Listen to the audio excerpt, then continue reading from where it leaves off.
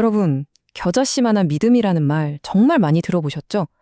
이게 아주 작은 믿음만 있어도 저 큰 산을 옮길 수 있다? 이런 엄청난 비유잖아요. 그런데요, 우리가 이걸 좀 흔히 오해하는 부분이 있는 것 같아요. 그래서 오늘 그 진짜 의미가 대체 뭘까 한번 제대로 파헤쳐 보려고 합니다. 자, 바로 이 구절이죠. 만일 너희에게 믿음이 겨자씨 한 알만큼만 있어도 이 산을 옮길 수 있다? 와, 정말 유명한 구절이잖아요. 이걸 딱 들으면 뭐랄까 우리한테 거의 무한한 능력이 주어지는 것 같은 그런 느낌을 받게 되죠. 그런데요, 만약에 우리가 이 구절을 완전히 반대로, 그러니까 정반대로 이해를 하고 있었다면 어떨까요? 오늘 우리가 살펴볼 관점이 바로 그건데요. 이 비유 뒤에 숨겨진 진짜 깊은 의미가 뭔지 지금부터 하나하나 짚어보겠습니다. 일단 이 엄청난 약속이 대체 어떤 상황에서 나왔는지를 아는 게 정말 중요해요. 이게 사실은요, 막 성공하고 축하하는 그런 분위기에서 나온 말이 아니에요. 정반대죠. 제자들이 사람들 앞에서 정말 뼈아픈 실패를 맛보고 완전 멘붕에 빠져 있을 때, 바로 그때 나온 말이거든요. 그 장면을 한번 머릿속에 그려보세요. 분명히 전에도 병을 고쳐본 적이 있는 능력이 있는 제자들이에요. 그런데 사람들 앞에서 속수무책으로 실패한 겁니다. 주변에서는 막 군중들이 의심의 눈초리로 웅성거리고 종교 지도자들은 거와라 하면서 이 실패를 빌미로 막 따지고 들고 와, 진짜 그야말로 아수라장이었던 거죠. 자, 그럼 여기서 딱 이런 질문이 생기잖아요. 아니, 분명히 능력이 있었다면서요. 근데 왜 그 힘이 발휘되지 않았을까요? 이상하죠? 바로 이 모순을 푸는 열쇠가 우리가 알고 있던 겨자씨 믿음을 완전히 새롭게 이해하는 데 있습니다. 그러니까 이 문제를 제대로 이해하려면요. 우리가 겨자씨 믿음에 대해서 그냥 막연하게 알고 있던 그 생각 있잖아요. 그걸 한번 완전히 뒤집어 볼 필요가 있어요. 네, 바로 이게 핵심 반전이에요. 예수님이 제자들을 꾸짖은 이유가 그들의 믿음이 너무 작아서가 아니었다는 겁니다. 그게 아니라 그 순간 그들에게 믿음이 아예 없었다는 걸 지적하신 거예요. 당시 유대인들이 쓰던 표현 중에 겨자씨 한 알만큼도 없다는 말이 있었는데 이게 무슨 뜻이냐면 진짜 눈꼽만큼도 전혀 없다는 의미였거든요. 그러니까 제자들한테는 그 순간 믿음이 아예 존재하지 않았다는 거죠. 우리는 보통 믿음을 생각할 때 꼭 자로 재듯이 내 믿음은 얼마나 클까 이런 양을 가지고 고민하잖아요. 근데 이 관점에서 보면 믿음은 양의 문제가 아니라 있냐 없냐의 문제라는 거예요. 존재의 문제죠. 마치 전기 스위치처럼요. 켜져 있거나 꺼져 있거나 중간은 없잖아요. 바로 그 순간 제자들의 믿음 스위치는 꺼짐 상태였던 겁니다. 그리고 또 하나 우리가 흔히 하는 오해가 있어요. 믿음을 무슨 뭐든지 다 할 수 있는 맞는 열쇠처럼 생각하는 거예요. 근데 여기서 말하는 믿음은 그런 게 아니라 그 상황에서 정말로 꼭 필요한 일을 할 수 있는 능력을 의미해요. 생각해보세요.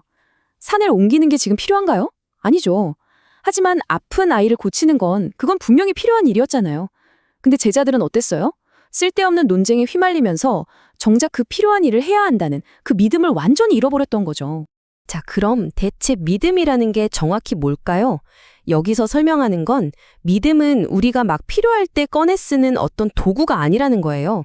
그게 아니라 하나님과의 관계 그 자체라고 말합니다. 정말 명확한 정의죠. 믿음이란 뭐냐? 하나님이 나의 아버지라는 걸 단 한치의 의심도 없이 그냥 아는 상태. 그게 믿음이라는 거예요. 뭐 조금 믿는다, 많이 믿는다 이런 개념이 아니라는 거죠.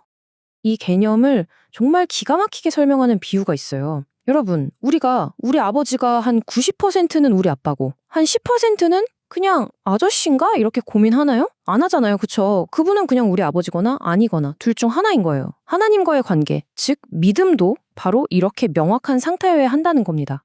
좋아요. 그러면 이 관계로서의 믿음이라는 게 실제 생활에서는 대체 어떻게 나타낼까요?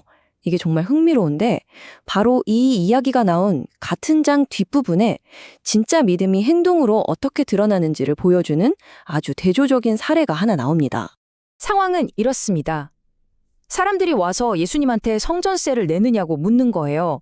한번 생각해 보세요. 하나님의 아들이 그 성전에 세금을 낼 필요가 있을까요? 당연히 없죠.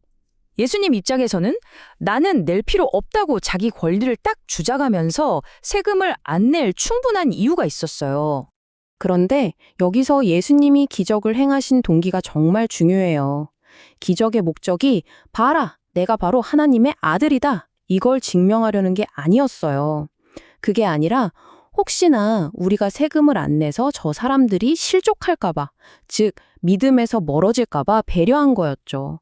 자신의 권리를 내세우기보다 다른 사람과의 관계를 먼저 생각한 행동이었던 겁니다. 자, 이제 퍼즐 조각이 딱 맞춰지죠?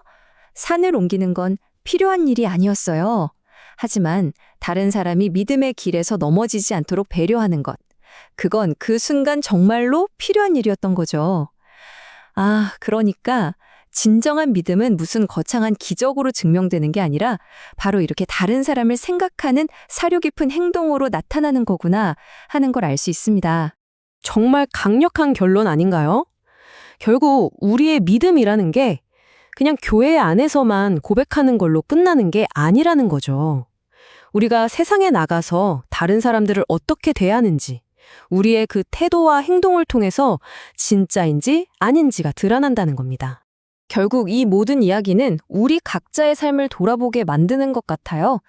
내 믿음 스위치가 지금 켜짐 상태인지 아니면 꺼짐 상태인지는 결국 내가 하는 말이 아니라 다른 사람들을 대하는 저의 그리고 여러분의 일상적인 행동과 태도가 보여주기 때문이겠죠. 지금 여러분의 삶은 무엇을 드러내고 있습니까?